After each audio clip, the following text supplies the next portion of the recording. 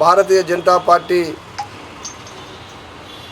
గతంలో భారతీయ జనసంఘ్ నుండి ఈ భారతీయ జనతా పార్టీ కోసం అహర్నిశలు కష్టపడినటువంటి వ్యక్తి పండిత్ దీన్ దయాళ్ ఉపాధ్యాయ గారు.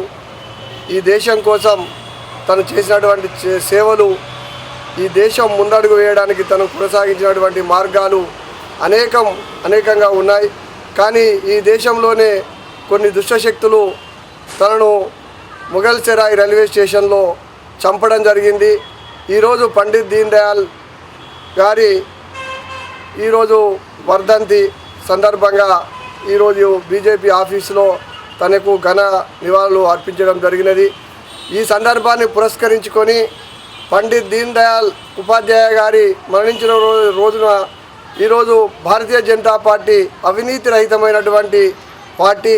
ఈ యొక్క అవినీతి రహిత నియామావళి ప్రకారం భారతీయ జనతా పార్టీ అవినీతి రహితంగా ఉంటూ ఈరోజు పార్టీ కార్యకర్తలు, అభిమానులు అందరూ కూడా సమర్పణ దివస్ రోజుగా ఈరోజు జరుపుకోవడం జరుగుతున్నది.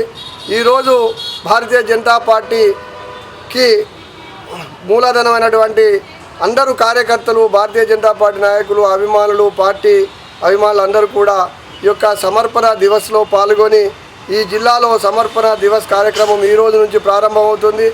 ఈ 11 నుంచి ప్రారంభమైనటువంటి సమర్పణ దివస్ 15 తారీఖు వరకు కొనసాగుతుంది.